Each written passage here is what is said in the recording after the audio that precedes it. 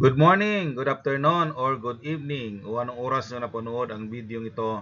Welcome sa ating channel, Matuto Dapat, sapagkat ang kaalaman ay isang mahalagang kayamanan. So don't forget to like and subscribe to this channel. Our lesson for today is about fractals for ungrouped data. Fractals help you to find the other value in the different locations in the distributions. As we discussed in our measures of central tendency, we discussed the median, where median locates only the 50% of the distribution or yung gitna niya, the middle point in the distribution. Whereas, the fractals will locate the other value in the different parts of the distribution. We have the first measurement. We have the quartile Q dividing the distribution into 4 equal parts or equivalent to 25% per location. The decile D dividing the distribution into 10 equal parts or equivalent to 10% per location. The percentile P dividing the distribution into 100 equal parts or equivalent to 1% per location. To find the location of quartile Q, you have Q sub k is equal to k times n plus 1 over 4. To find the location of decile D, you have D sub k equals k times n plus 1 over 10. And to find the location of percentile P, you have P sub k equals k times n plus 1 over 100, where k is any position in the distributions and n is a total number of observations. Take note, this formula to find the quartile, decile, and percentile is used only for the ungrouped data. Example, finding the first quartile, third decile, 8th decile, 45th percentile, and 88th percentile in the given data. So we have now the data scores in a quiz. So we have different scores. From the lowest is 12 and the highest is 60. Ang given natin in is 24. Ibig sabihin, there are 24 students take this exam or this quiz, and these are their scores. So first, we have to find the first quartile. So, based on the formula, Q sub k equals k times n plus 1 divided by 4. So, our k now is 1. So, Q sub 1 equals 1 times 24 plus 1 divided 4, or that is 25 divided 4, and that is 6.25. Now, take note, this is just the position of the first quartile. That is not yet the answer. So, that is 6.25. So, ibig sabihin yung pang 6. So, more than 6 position. No? So, ang ating kukunin ay the 6th number. Ang 6th number is equivalent to, so, makikita natin dito. So, we have 1, 2, 3, 4, 5, 6. So, ito yung ating 6th number. And then, the 7th number is 20. So, ibig sabihin, nasa gitna, okay, ang Q sub 1 natin between this number. So, nandyan, no? Let's say this is our Q sub 1. So, Q sub 1 is located between 19 and 20. Okay? So, therefore, we have 19. So, yung ating pang 6 number plus may butal tayo na 6.025.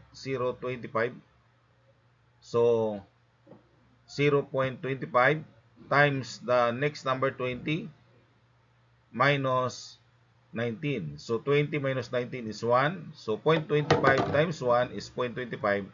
So therefore, ang Q sub 1 natin ay 19 plus 0.25, and that is our first quartile, 19.25.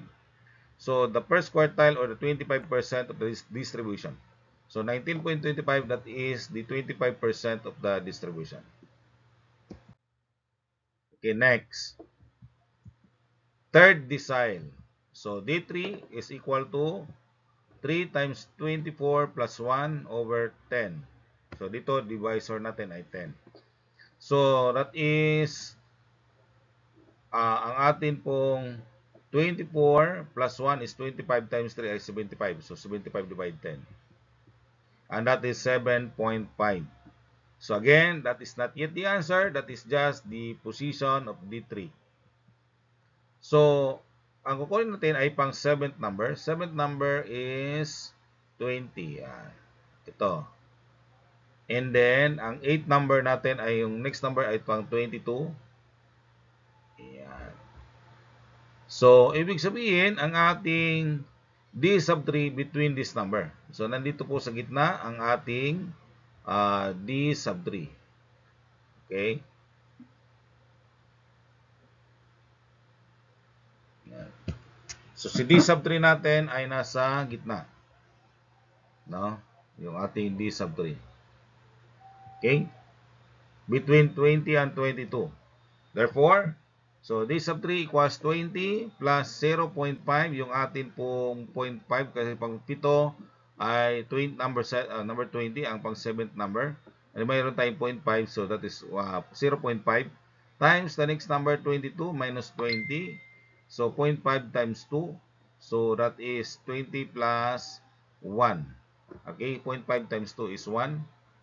So therefore, D3 is 21, and that is the third decile or 30% of the distribution.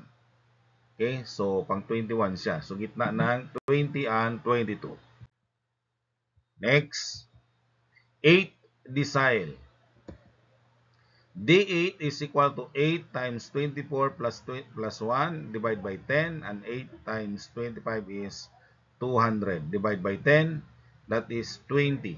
So ibig sabihin pang 20, so bilang tayo 1, 2, 3, 4, 5, 6, 7, 8, 9, 10, 11, 12, 13, 14. Okay. 15, 16, 17, 18, 19, 20. So ang pang 20 natin ay 51. Yan. So the 28 number is 51, therefore D8 is 51. So yun na mismo ang ating D8. Yan na siya. Okay, yun yung D8 natin. Wala nang ibang number. Kasi yan ang pang number 20. So the 8th decile or 80% of the distribution. So if we are asked determine the 80% of the distribution, so using the 8th decile, malulocate natin. Okay. Next, 45th percentile. So P45 is equal to 45 times 24 plus 1 divide 100. So that is 1,125 divide 100. So that is 11.25. So again, that is just the position. So ang 11.25. So ang pang 11 na number ay 28. Ito po yun, ha? Ito yung pang 11 number. Ang pang 12 number ay 30. So ito yung pang 12 number. So ang ating P45 ay nasa gitna ng 28 and 30. So ibig sabihin, the P45 is located in that place, in that area. Okay, so that is P45.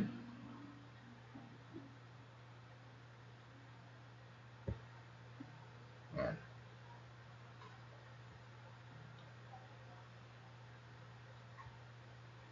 So ibig sabihin, nandyan si P45, no? Between 28 and 30.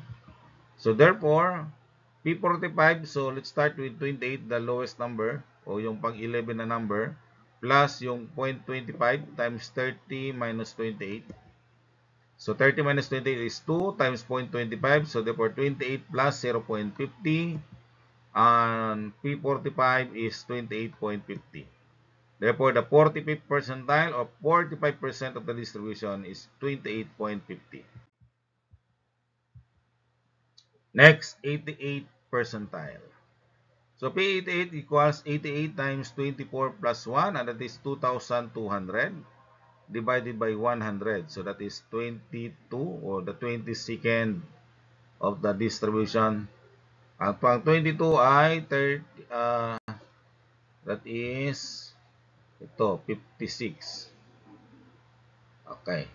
So ang pang 22nd number ay pang 56. So therefore, the 88th percentile or 88% of distribution ay 56. Alright, so that is the example on how to solve the quartile, decile, and percentile of the ungrouped data. I hope you learn now from this video. This is your activity to answer. Maybe you can ask for help from your classmates or from your friend. Thank you very much for watching. I hope you will subscribe and like on this video.